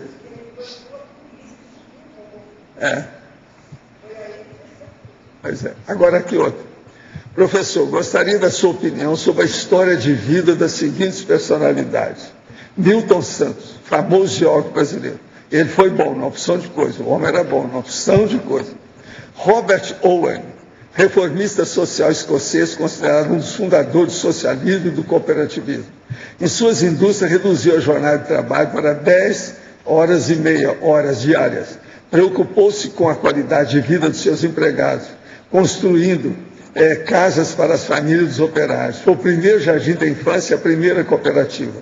Fundou a colônia socialista New Harmony, que que durou poucos anos. Não, esse também é fora de série. Robert Owen e Milton Santos. Milton Santos é um geógrafo brasileiro. Robert Owen foi um reformista da Escócia. São duas personalidades fora de série. Eliane, aqui em letra B, aqui na sua frente, tudo bom? Você trouxe um exemplo de agressividade sadia, o jogo de vôlei, né? Aí eu estava pensando, todo jogo esportivo tem competição. Um grupo querendo vencer o outro. Isso não é algo bélico? E só para complementar a minha reflexão, será que não poderia utilizar outra palavra ao invés de agressividade sadia? Porque a palavra agressividade já é algo bélico. É contra a cultura da paz. A gente não poderia utilizar posicionamento sadio, alguma outra palavra, e não utilizar mais agressividade, porque a definição, se a gente for pesquisar em dicionário, só traz questões de agressividade, belicismo. O que você pensa a respeito? Não, olha, eu não concordo plenamente com você, né? Que a questão que a gente estava colocando da agressividade, se você procurar em dicionários, a agressividade também ela tem um sentido de um processo de energia, de atividade, do processo empreendedor até, processo da energia, ok? Então não é só o processo negativo. E eu talvez não tenha colocado o vôlei como um exemplo de agressividade sadia, mas como de agressividade. É agressivo sim, mas não é violento propriamente. E a natureza, Rosângela, ela tem processos de agressividade. A cadeia alimentar lá que tem que acontecer, que a gente, né, quando vê aqueles documentários de um animal caçando outro, é um processo que mantém um certo equilíbrio, porque não há uma intenção de destruir, de submeter o outro, né? de tirar um proveito em cima do processo, como a violência. A natureza é agressiva, olha legal. Acho. Eliana, nesse sentido, Rosa, então eu não vou concordar completamente com você, não. Nós temos que, vamos dizer assim, desmistificar o vocábulo agressividade. Tem estudos, inclusive, de colegas nossos na conscienciologia sobre a importância da agressividade sadia, da assertividade, do processo da energia, né, de se colocar, do posicionamento. Então, eu não, mas é uma reflexão que eu fiz. Mas agradeço a tua contribuição. Tá? Eu entendo, mas eu penso diferente, okay, né? Essa questão da agressividade, né, ter uma informação que é agressivo por si só. Será que não vai ter um momento evolutivo que a gente não vai precisar usar essa palavra agressividade sadia? A gente vai poder transmitir uma informação sem ser bélico, mesmo sendo um posicionamento que vai trazer algo positivo? Talvez cheguemos nisso. Acho que a gente ainda está num momento que, às vezes, é preciso ter uma agressividade sadia, assim, bater na mesa, né? Isso é o binômio, admiração, discordância. E que bom, né? Isso é bom. Diálogo. Diálogo. Eliana. Dialética. Desculpe. Eliana. Aqui. Luciana aqui no ar. Deixa eu falar rapidinho que eu já vou sair, tá? Por favor. Pois não, boa tarde. Obrigada. Eu queria te fazer uma pergunta e um comentário. A pergunta é a respeito da efeitologia. Você colocou ali o efeito da CCCI na construção da paz mundial. Queria ver o que você imaginou de como se faz essa construção através do trabalho da CCCI e depois eu queria fazer um comentário. Ok. Olha, lá na Pacifismologia, na página 30, eu já elenco, né, 20 aportes, 20 práticas, como nós nos organizamos aqui, em várias frentes aí que já são características, seriam movimentos que seriam pró-paz mundial e pró-cultura de paz. Eu acho que nós temos ainda muito para avançar, sim, mas a gente já tem um jeito de viver, um estilo de se relacionar, de cooperar, de interagir, um mega foco, um propósito em comum, onde a gente já pode quase servir de exemplo, sim, né, para uma proto-célula, enfim, do Estado Mundial, da cultura de paz, que a gente, às vezes, nem valoriza tudo que a gente tem aqui já de positivo. Acho que ali, Luciano, já te dá uma ideia. O fórum esse, né, que você está à frente, eu acho que é esse tipo de debate, de encontro, de troca de informação, é isso que vai construindo aí o 51% para a gente mudar uma cultura. Nesse sentido, eu queria comentar que essa é uma iniciativa com essa intenção de contribuir para a construção da cultura de paz e informar que uma das nossas convidadas, que é a Regina Migliori, ela trabalha pela ONU na promoção da cultura de paz. Então, é uma das pessoas que vai estar aqui participando. De repente, você pode estar contribuindo com os debates lá no dia, né? Com certeza estaremos presentes. Tá bom, obrigada. Obrigada a você.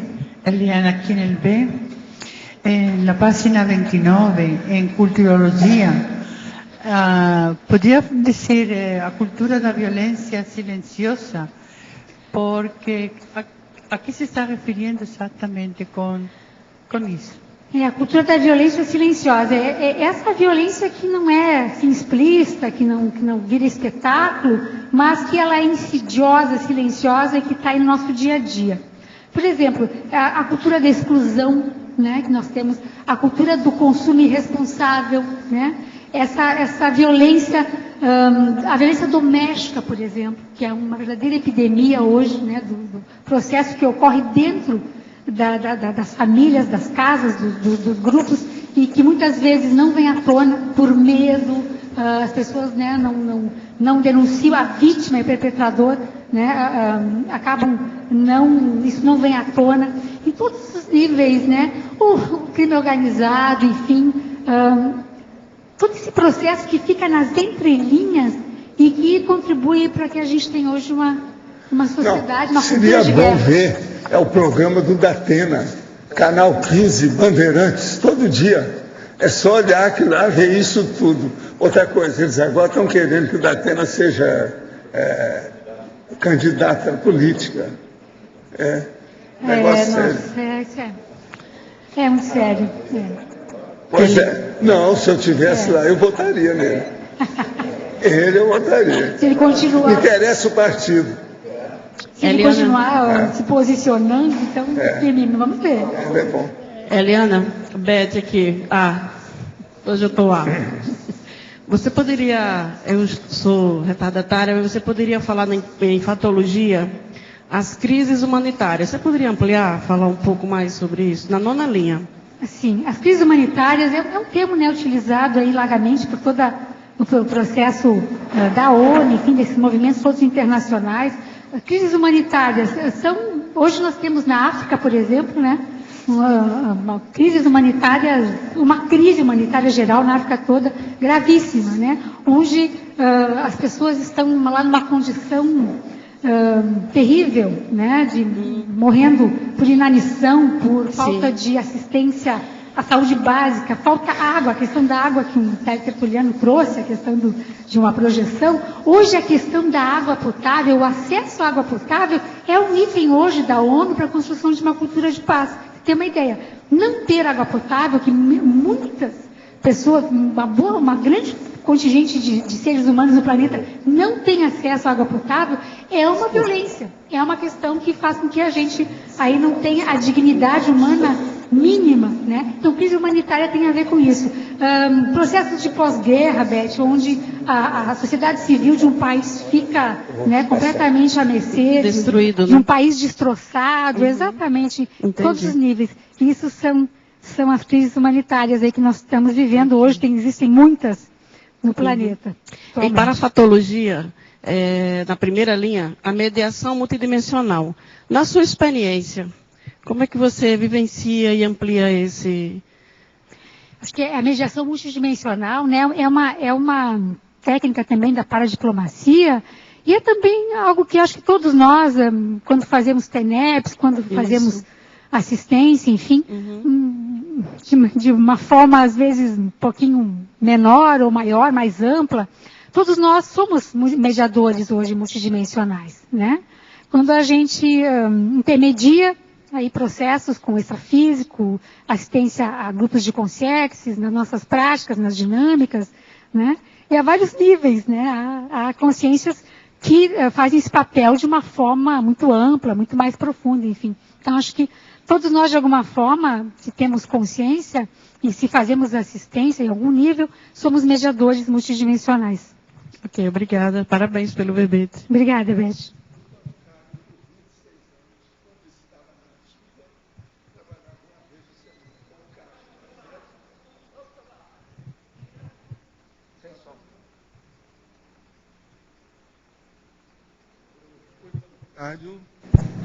Está vendo? Por 26 anos, quando estava na ativa, trabalhava uma vez por semana, com caixa no Exército, e outro dia na Marinha.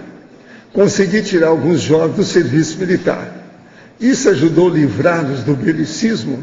O que contribuir com eles? Eu penso que você contribuiu, porque eu não sei, essa é a minha opinião pessoal. Eu sou contrária ao serviço militar obrigatório. Né? Eu sou contrária. Sim, a gente ouve alguns argumentos até, não são totalmente descartáveis, de que para algumas pessoas é melhor do que estar numa outra condição piorada, trabalha a questão um pouco da organização, da disciplina, enfim. Mas, no geral, no contexto geral, eu sou contrária e eu tenho um filho de 17 anos e eu, se possível, vou ajudar, vou contribuir para que ele não cumpra esse serviço militar obrigatório. Porque eu acho que é uma falha aí do nosso país, há países em que ele é voluntário, o nosso é obrigatório, enfim, e a pessoa fica completamente comprometida em vários níveis, se ela não cumpre essa obrigação militar com o país, ela não consegue, por exemplo, se inscrever para um concurso público ou qualquer outra, tirar um passaporte, qualquer coisa assim. Eu, pessoalmente, sou contrário. O Valdo também pode dar sua opinião, se desejar, mas eu acho que você ajudou. Tudo que seja obrigatório. Sou contra isso. E eu participei, porque eu fiz pré-militar durante vários anos, e depois eu fiz também o recrutamento, que eles chamavam, que eu participei. Não tive na guerra e nem também participei de muita coisa, não, porque eu já conhecia tudo, cada pré-militar. Entende? Então, como reservista, eu fazia os discursos.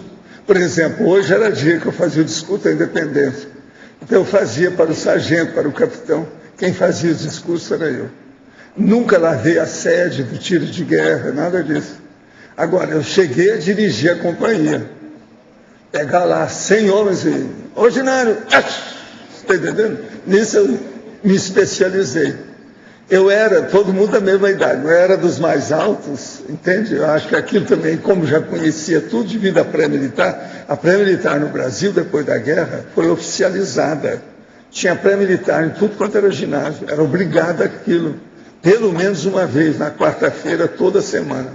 Então, eu aprendi isso demais. O sargento, como eu trabalhava na administração das escolas, eu tinha contato com o sargento, com o capitão, com todo mundo. Ele falou assim, você não sabe fazer, mas vamos fazer por causa do certificado. Você não precisa de ir lá, nós te chamamos e você vai fazer os nossos discursos. Então eu ia fazer os discursos. E outra coisa, tive que participar dos tiros. Agora, nos tiros eu também entrei nos 15 primeiros. Nós éramos 330 e tantos. Eu entrei, que era bom de tiro, porque já usava óculos, né? Enxergava direito. Né? Então isso... Outra coisa, eu participei de uma daquelas caminhadas bravas, as marchas. Tinha marchas de 14 quilômetros. Tinha menino que ficava entregando barata lá da minha idade, que a gente estava até tendo. E eu ia para socorrer os caras. Sabe como é que é? Agora aqui, professor, eu sou professora de apoio de uma criança de 9 anos com síndrome de Tourette. Ele é agressivo com colegas da sala. Porém, tem apresentado aprendizagem em algumas áreas. Qual a melhor maneira de lidar com essa criança? O professor Loche, vocês é que são especialistas na Tourette. A Tourette se caracteriza como assim, a sintomatologia mais uma série de tiques musculares e vocais. Tá? Tem o processo do tique vocal. A pessoa pode ter isso diariamente, várias vezes ao dia, ou às vezes pode ficar vários dias também sem apresentar esses tiques. Um percentual das pessoas portadoras da síndrome de Tourette tem também o que se fala da coprolalia, né? Fala obscenidade, fala palavrão e tal. Mas isso não é a síndrome de Tourette como um todo, todos os portadores. As pessoas às vezes têm uma ideia sempre associando com a pessoa falando palavrão sem desejar e tal. Agora, o tratamento disso, o ideal é ter um acompanhamento psicológico. Então, se ela é professora, identificou isso, fazer um encaminhamento para um profissional, tanto psicólogo como um médico, para poder atuar com essa criança. Só o professor em sala de aula, ele não vai ter todos os recursos para poder fazer um acompanhamento melhor. para a verbetógrafa. A Consim que consegue perceber no exato momento o pensene de violência, colocando seu mental soma em ação e não deixando o psicossoma prevalecer com sentimento de raiva, ressentimento e violência física. Isso já não seria alguma pequena evolução?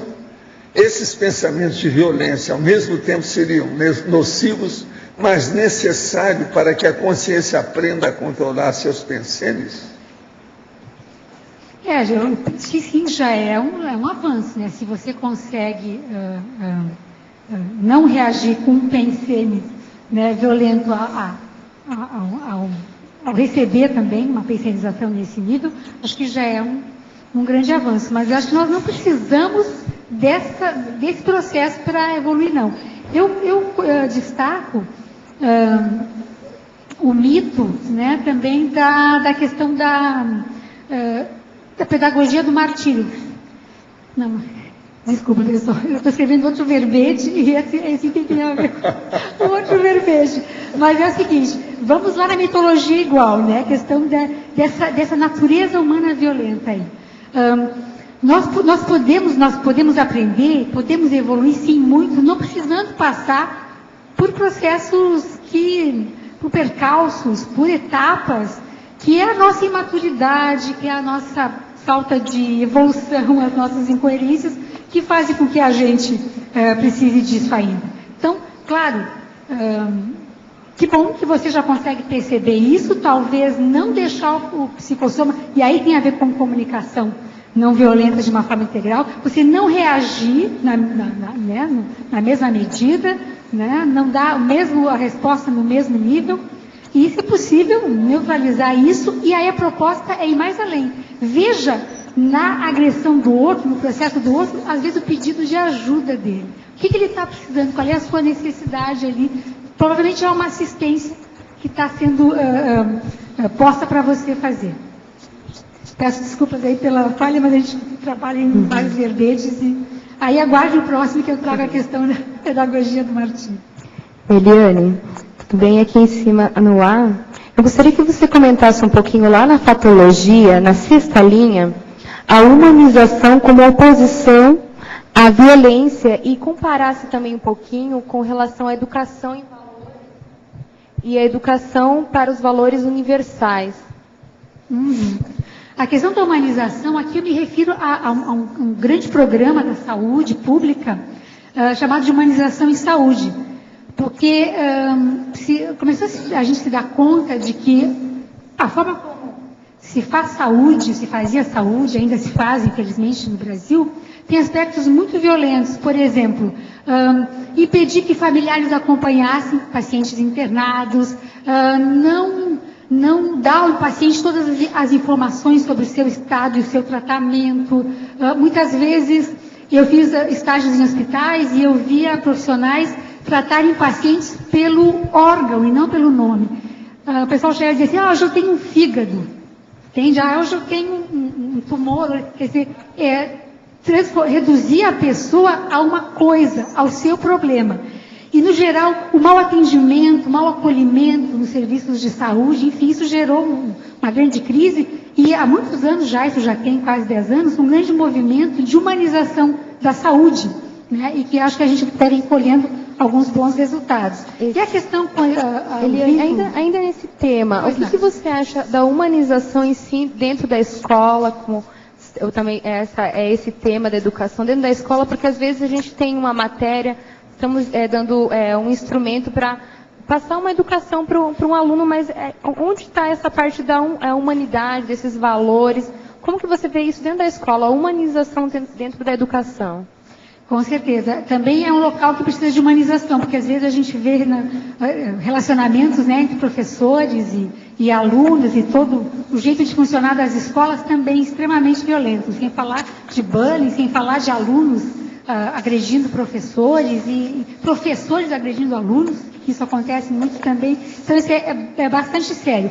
Agora, há todo um movimento, e a Unesco trabalha muito nisso, da educação em valores que não têm preço, valores sem preço. São esses valores universais, né? Por exemplo, a solidariedade, a liberdade, a justiça, o fraternismo, né? A valorização do diferente. Então, se a gente começar a ensinar para as crianças desde cedo essa educação em valores, sem preço, mas com um custo, né, de abrir mão do conforto, de abrir mão de alguns processos egocêntricos em prol do bem comum, eu acho que essa é uma grande saída. Isso já existe, há muitos movimentos, há muitas iniciativas no Brasil, bastante até, com inserir essa disciplina em educação em valores. E tem a ver com os valores universais aí, que são esses que eu citei também, e outros tantos que a gente ainda está se dando conta, né, da importância deles. Obrigada. Te respondi. Obrigada. Professor, agradeço a sua resposta de um dos meus questionamentos, mas insisto na pergunta: esse comportamento agressivo é passageiro devido à sua lesão ou é patológico assediadores? Corro o risco em continuar ajudando meu marido? Escuta, já que você quer saber, eu vou te dar o princípio que existe de comportamento nessa história. Ele já te bateu? Ele já tirou algum sangue de você na cara com alguma coisa? Se isso aconteceu, você deve separar dele. Esse aqui é a hora que começa, que o marido bateu na mulher e tirou sangue, o olho ficou roxo, ela ficou com marca, qualquer coisa, é melhor separar, porque amanhã pode ser até pior para ele, porque ele pode matar a pessoa. De modo que, veja, você não disse nada disso, eu não sei o nível de agressividade que tem. Enquanto é boca a boca, isso é querela. Todo casal tem. Um casal que não tiver uma discussão de boca, ele tem alguém que está mandando o outro. Então, ainda piora a situação. Essa munição de boca contra o outro faz parte da harmonia do casal. Isso é internacional. Gente, nós temos um corpo de bicho. Ninguém tem sangue de barata, apesar do corpo de bicho. Então, temos que entender essas condições. Agora, se um homem chega e tirou sangue da pessoa, não deu só tapa, mas fez marca, o olho ficou roxo, o nariz, saiu sangue no nariz, na boca, é melhor separar. Cai fora de casa o mais depressa possível, é o melhor para evitar coisa pior amanhã. Não interessa se ali ele está sozinho, está acompanhado por 20. Não interessa. O processo é cair fora. Esse é o problema de correr o risco. Eu agora estou falando que você está querendo saber um detalhe. Esse é o princípio da atitude, etologicamente, do ponto de vista terapêutico-lógico, do ponto de vista patológico. Esse é o caminho para a gente tomar atitude. Agora, professora Eliana, qual a sua opinião sobre a violência referente a religiões? Pois no cristianismo, budismo e mesmo no islamismo é perpetuada a violência, principalmente contra as mulheres. É isso. Aí eu recomendo uma resposta direta. Lê o livro do professor Marcelo, né? Onde a religião termina, que ele coloca isso claramente, relata lá, está bem explicitado. A Verbetógrafa, poderia comentar sobre a paz aparente, pois vemos certos núcleos sociais que aparentam paz, mas quando analisado profundamente, observamos que ali há certa paz, mas sendo fruto do medo e não do respeito. A maior prova disso é o Opus Dei. Exatamente, paz forçada, né? Na verdade não é paz, é medo, é subjugação, é intimidação. Submissão, intimidação. Então outra coisa, paz não é paz masqueira.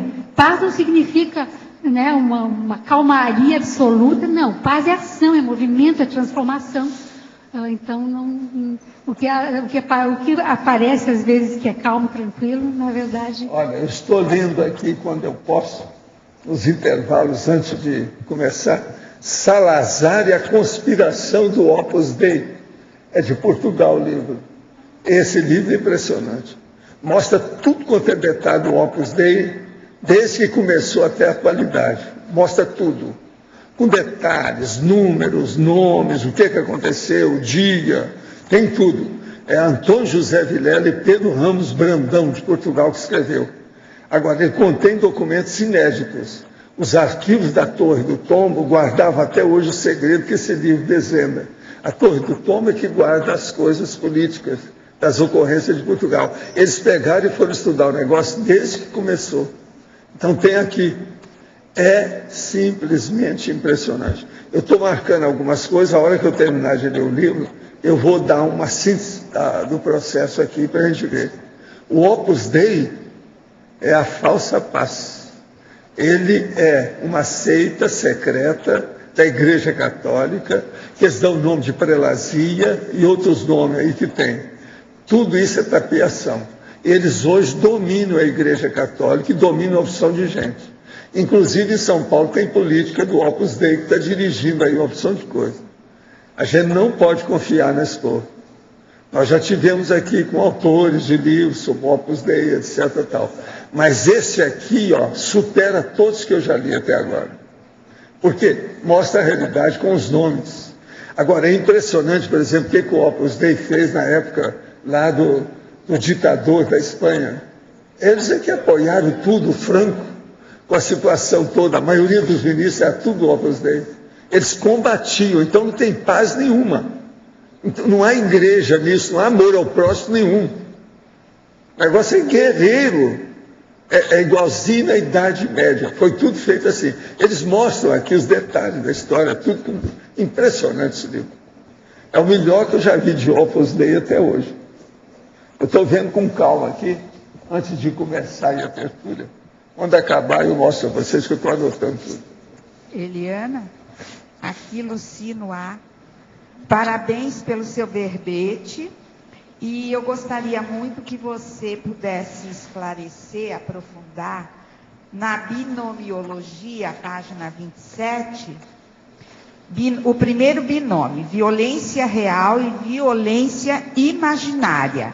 E gostaria que você aprofundasse a questão da violência não corporal, principalmente da violência do olhar, a violência que muitas vezes acaba com uma situação que poderia ser educativa e que algumas vezes na própria escola isso acontece. Bom, aqui a violência imaginária se refere, né, também à violência simbólica, essa violência que está no imaginário aí de todos nós. Nós já citamos aqui alguns casos de processos em que você não vê a violência explicitamente, como, por exemplo, num serviço de saúde, numa escola, num grupo onde, como o Sr. Waldo colocou agora, onde parece que tudo está pacificado, que o objetivo é só positivo, enfim, né? Mas existe a intenção. Mas existe uma violência ali no imaginário, uma violência implícita e também uma violência simbólica, né? E a sua segunda pergunta, Luci, desculpa. Não, isso muito acontece, inclusive na escola. Você falou do olhar violento, né? Isso. Você falou do olhar violento. Isso, olhar, a postura. Isso tudo tem a ver com essa questão da comunicação. Exatamente. Violenta, né? E que eu trouxe essa proposta aí dessas técnicas da comunicação não violenta. Eu acho que esse é um desafio para nós.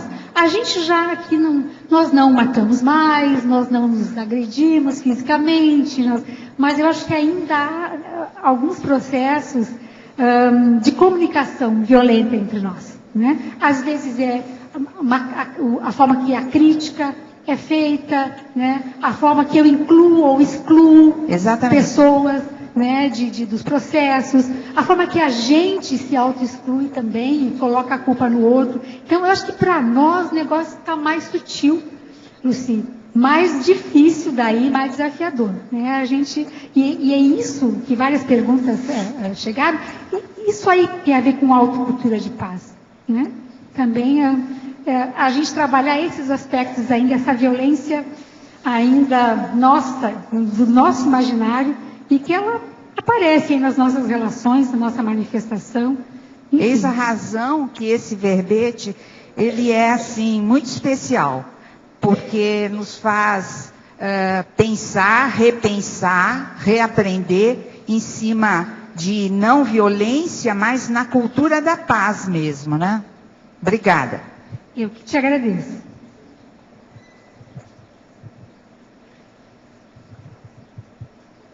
Tem mais uns minutos. minutos, eu queria aproveitar que ninguém perguntou, professor.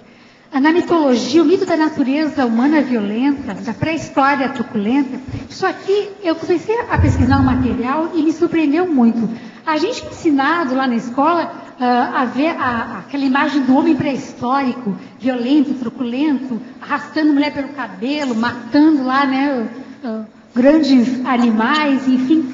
E, interessantíssimo, a arqueologia, a antropologia, a paleontologia não encontrou até o momento nenhum vestígio, indício de violência antes de 15 mil anos, antes da Era Comum. Então, fortificações, utensílios, violência retratada pela arte, que é como que se pode ver como é que as pessoas viviam, elas só aparecem, professor Valdo, a partir de 15 mil anos para cá. Então, como a nossa história é muito maior, há toda uma linha de autores, até essa autora aqui eu recomendo, a Riane Eisler, do Cálice da Espada, ela faz uma pesquisa antropológica, né, e arqueológica. A nossa história é muito mais pacífica do que belicista. Nós tivemos pelo menos 90 mil anos de civilização sem nenhum indício de violência. A violência é muito recente. Então, ela existe devido ao processo do poder. Começou, e o poder existe devido ao processo da política. Começou agora, quando tudo é um problema de convívio. A pessoa tem tivemos dificuldade de conviver com o outro. É aí que entra a agressividade. E vestígios de violência começaram a aparecer na história quando o ser humano se fixou, montou cidades e disse: esses animais são meus, essa plantação é minha, esse território é meu. Aí a propriedade, a posse, começou a gerar todo o processo. Então, antes, não há pelo menos registros evidentes de que nós tenhamos tido uma pré-história, uma natureza humana lá. Mas é que você tem que lembrar o seguinte aí, ó, o autor e a autora, eles não lembraram que nós já fomos animais. Você tem que lembrar que a lioa, hoje, nesse momento, ela está atacando a zebra para matar a zebra no pescoço para levar para os filhotes dela. Isso tudo é violência. Como é que vai fazer? Então, a natureza humana de sobrevivência vem da natureza animal subhumana de sobrevivência. Por isso que a gente começa a entender o que tem. Concordo. Todo mundo aqui tem uma raiz subhumana, da leoa. Concordo, mas essa leoa não mata 100 zebras de uma única vez para tirar o couro. E outra coisa, ela o mata com, vamos dizer, motivo, uma razão. Dentro os filhotes estão tudo de boca aberta. O processo esperando da sobrevivência. Eu acho que essa é a grande diferença. Isso é terrível pensar. Eliana, Osvaldo aqui acima. Eu gostaria que você expanda a ideia de um conceito que eu achei muito interessante na quarta linha da fatologia, a violência da indiferença. Isso também não, essa ideia não é minha.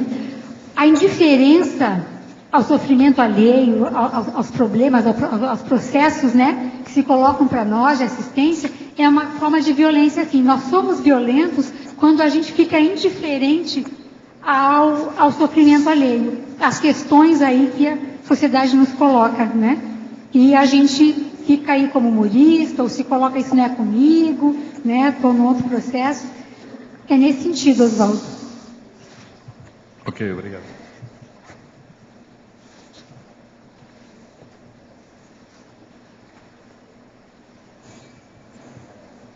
Pode falar, João.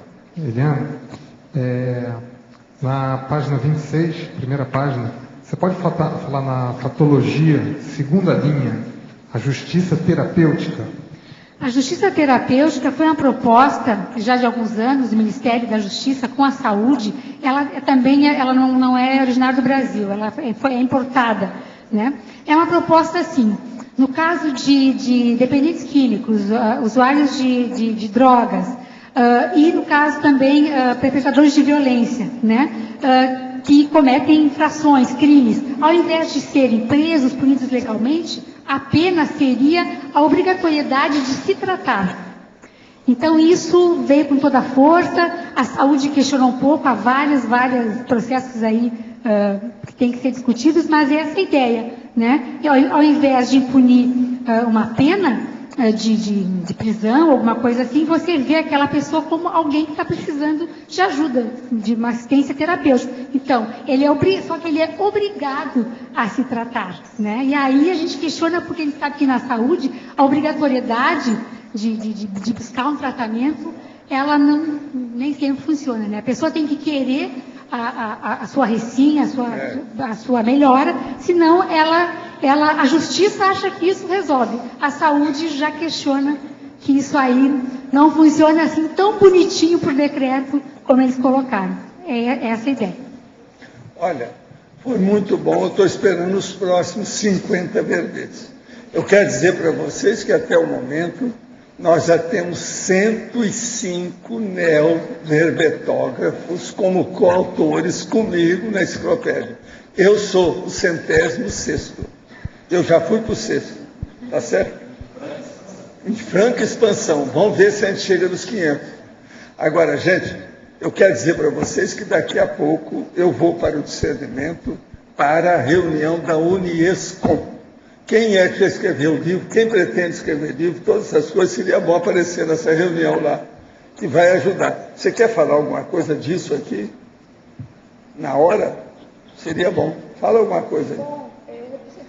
A reunião é uma confraternização dos autores da Conscienciologia e visando, assim, se pensar em como que os autores podem ajudar melhor a integrar esse trabalho e fazer com que outras pessoas também se integrem a esse grupo, né? Possam escrever. Livros. Quem é autor de verbete está caminhando para isso. Sim, exatamente. A tendência é a pessoa que escreve mais de um verbete que ela tenha mais cancha, né? Mais técnica, inclusive, para chegar no livro, né?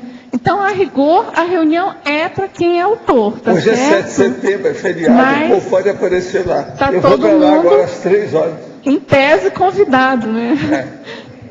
Os nossos comerciais, por favor. Obrigado. As pontuações de hoje: 128 assinaturas no livro de presença, 17 perguntas presenciais, 29 perguntas online, 51 votos presenciais e 11 votos online. Os recados de hoje são: Leonardo e a Michele com ECP3, o Júlio e o Rafael sobre a jornada de educação, a Neida e a Daiane sobre o curso Verbetografia, a Aglínia sobre o simpósio de autoconsciência terapia, e a Mi e o João Bonassi sobre o congresso de Verponologia.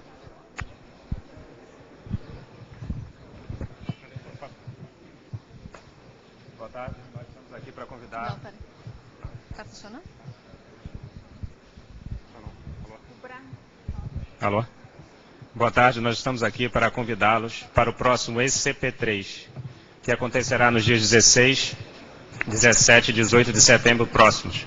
Esta é uma oportunidade para nós implantarmos a nossa autocultura de paz e para convidarmos familiares, amigos, colegas para participar desse evento, que não acontece com tanta frequência. Pessoal, o ECP3 será o 7º ECP3. Ele será Pro Campus IPC Saquarema, que está totalmente envolvido no desenvolvimento e na construção do Laboratório da Paz. Sincronicidade com o verbete de hoje também. Então, venha você também participar do nosso encontro de destino que ocorrerá no ECP3, de 16 a 18 de setembro, no Rio de Janeiro. Telefones para informações: 2102-1448, em Foz do Iguaçu, DDD 45, e no Rio de Janeiro, 21-3153-7574. Informações também pelo e-mail ecp3@iipc.org.br. Obrigada.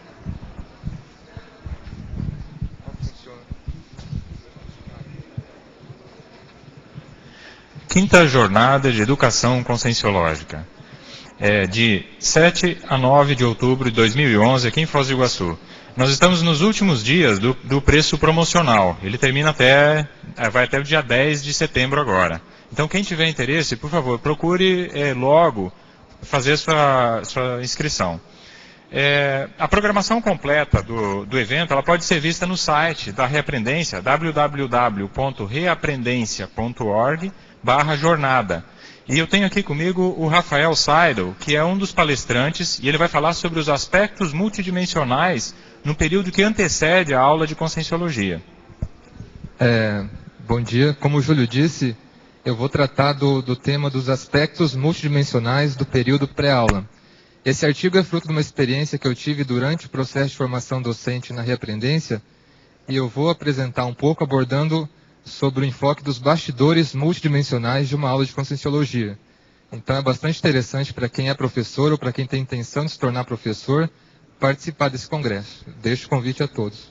O Rafael ele trata dentro do artigo dele a influência da preparação, do período preparatório, de como se preparar direito e os aspectos, o que acontece multidimensionalmente envolvendo essa preparação. Obrigado.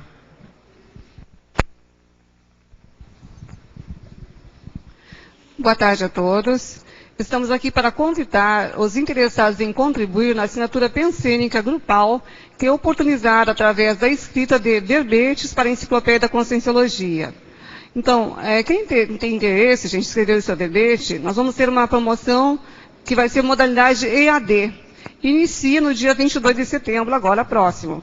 E vai ser à noite, às 19h30. Então, quem não teve essa oportunidade de participar presencialmente dos cursos de verbetografia, pode entrar nessa modalidade EAD, assistir em casa, entender como é que é a formação de um verbete, entender os construtos e também ter essa oportunidade. A equipe é composta de 17 professores e serão oferecidas 12 aulas que serão disponibilizadas online em plataforma Moodle. O aluno que se inscrever vai receber uma senha e vai ter acesso a essa aula. E após essa inscrição, essa primeira quinta-feira do dia 22, nas próximas quintas, haverá preceptoria verbetográfica. Quer dizer, haverão 2 professores disponíveis para tirar dúvidas online de quem tiver alguma coisa a perguntar. Estamos aqui com a professora Daiane, que pode dar o seu depoimento, ela já participou dos nossos cursos e pode falar alguma coisa a respeito.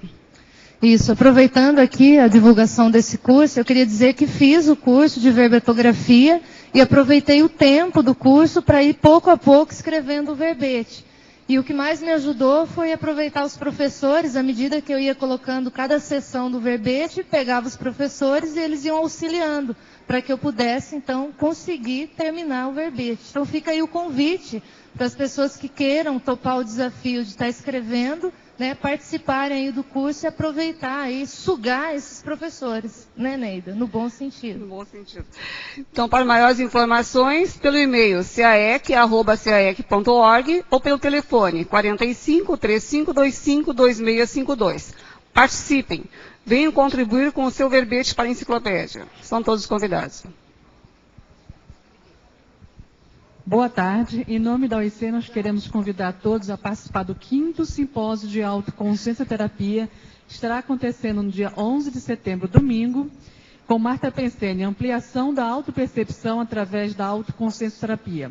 Alguns temas que serão apresentados, por exemplo, vitimização, estudo de caso com a aplicação da autoconsciência terapia com a professora Patrícia Wetzel, saúde do assistente com a professora Fátima Soares e o autoenfrentamento da tanatofobia com o professor Álvaro Dantas. Aguardamos todos na OIC. Hoje, inclusive, nós estamos lá de plantão até às 18 horas, com várias atividades gratuitas, aí compondo a Semana da Saúde, tá? O Autoconsciência Terapia, também o simpósio, também compõe a Semana da Saúde. Aguardamos todos, obrigado. Boa tarde. O meu convite é que você venha participar do 2º Congresso Internacional de Verponologia, que acontece em Foz do Iguaçu nos dias 14, 15 e 16 de outubro. Uma das verpões que vai ser apresentada numa conferência é pelo professor João Aurélio, que vai estar expondo aqui para a gente o conteúdo. Na realidade, nós vamos trabalhar em cima da imagética esclarecedora, que são as imagens, os gráficos, que ajudam a consciência esclarecer sobre a própria realidade consciencial. seja no grupo, seja ela individualmente. Então, nós pegamos alguns gráficos que denotam mais a condição da empresa em si, da instituição conscienciocêntrica, e também o outro que aborda mais a questão da consciência e autoconscienciometria. Então, o tema do artigo vai ser basicamente essa: imagética esclarecedora e autoconscienciometria, né, o confort autoconscienciométrico, fazendo complemento da pessoa no grupo e o grupo e a pessoa, a relação dessa condição. Faça então a sua inscrição. A gente tem um desconto até o dia 10 de setembro, na recepção do SAEC. Novamente, os dias são 14, 15 e 16 de outubro, e o telefone do SAEC é 45 35 25 26 52. Obrigada e até lá. Para amanhã teremos o verbete Binômio Expectativa-Recompensa, a especialidade Autoconscienciometrologia, a autora, a professora Eliana Esquiante. Obrigado pela presença de todos e até amanhã.